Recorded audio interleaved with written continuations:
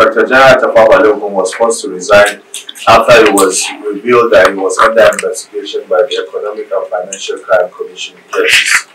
He was then replaced by Sunday Hindero. Obasanjo has further extended the tenure of Hindero till May 29, 2007. Hindero's tenure had earlier been extended by 1 year on March 20th, 2006, when he personally reminded the president officially that his tenure has come to an end. According to reports, Obasanjo said to have told the Inspector General of Police then that time was too short for him to start looking for another Inspector General at this crucial moment in the nation's history. He was said to have impressed on Hindero the need for him to stay to the end, to the set date, so as to organize the security for the forthcoming election, which he, President Obasanjo, was said to have described as a landmark, as it would be the first transition from one civilian administration to another. In another instance, former Inspector General of Police Sir Michael Okiro was appointed in 2007, but the late President Umaru Musa Yar'Adua extended the tenure of Okiro to 2010. All these are precedents set by President Muhammadu Buhari's predecessor, which is constitutional as well as based on the President's prerogative powers. The extension of IGP Adamu's appointment is a good omen for the country as far as professionalism is concerned in providing adequate security of lives and properties. We have done our independent assessment and seen the difference based on the outstanding performance of the IGP as #1 police officer of Nigeria. The way and manner IGP Adamu approached protracted issues on internal security has drastically changed the orientation of officers and men of the Nigerian police since he took over as the IGP 2 years ago. And today there are a lot of changes in the policing system because there is a sense of belonging of officers and men of the force. He has been able to restore Nigerians' confidence in the force, and there is close relationship between the force and Nigerians. The IGP has embarked on capacity building of officers and men, which he has brought impact in the service of his officers and men and rendered to secure the lives of Nigerians, and that has gone a long way to reduce crime and criminality.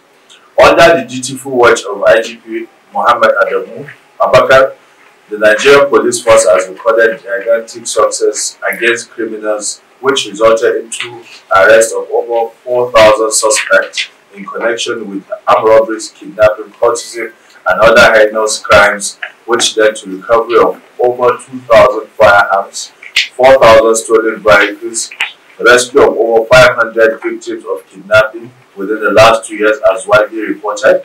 Also, through the IGP's collaborations with the Federal Ministry of Police Affairs, the Police Trust Fund has become a reality, which is already addressing issues related to anxiety and welfare of the police officers across the country.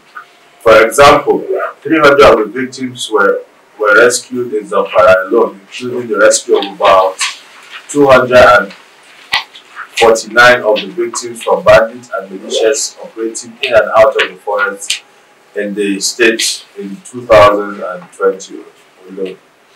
This laudable achievement are suggestive of the institutional capability of the police under his watch to undertake specialized operations and take the anti-crime war to the camps and other safe havens of high-profile criminals. Being an astute administrator and strategist, IGP Adamu has been able to ensure welfare of officers and men, including families. Most of the personnel have been promoted as at when due, allowances paid, many are sent out for training within and outside the country, providing necessary security equipment for them. And also there is healthcare and educational services going on hindered where families access these services across the countries, including civilians. In terms of infrastructural development, it has been his focus, and there is a lot of projects being executed under his leadership to ameliorate the plight of officers and men of the force, and also give sense of belonging to them and their families in order to deliver quality security services to Nigeria in a conducive environment. The #1 COP IGP is a man of foresight and focus who ensures the dignity is upheld in the Nigerian police force, whereby has put in place mechanisms that have triggered in-house cleansing of corrupt practices and administrators. He has been able within short period of time in office sanitize the force to an appreciable level. He is a good listener and does not believe in too much talking and appear on media blowing his trumpet. But he is amiable, temperate, calm and proactive when it comes to the demands of Nigerians in terms of securing them. And this he demonstrated when Nigerian women protested on the incessant rape cases across the country. It did not take him time to swing into action to track down rapists. Another area you can see that he listens was when he promptly disbanded the popular Federal Special Anti-Robbery Squad (SAS) based on allegations of atrocities the department has perpetrated. His approach and standpoint of professionalism also made his officers and men to professionally handle the NSAS, which later the protesters went out of focus of their protest into criminality, which also led to the killing of police personnel and burning of police stations. We want to unequivocally state at this junction that the IGP at the most tenure extension is in line with the Constitution and well deserved because you stood out among your equals and based on your amazing performance.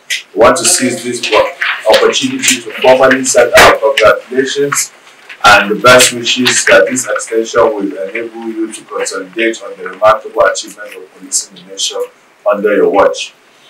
It is really disheartening for a media organization, Sahara Reporters, to fabricate and publish falsehood and misinformation to dent the image of IGP at the move that Nigerians known for its integrity, transparency, honesty, discipline and patriotism, simply to cause disaffection among Nigerians out of its mischievous publication.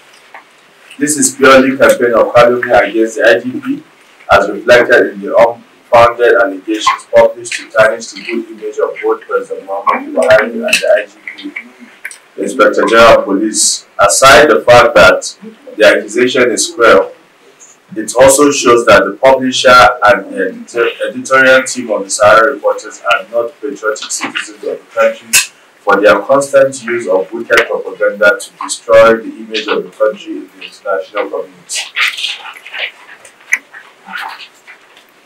We strongly condemn the allegations leveled by the Sahara Reporters and its sponsors.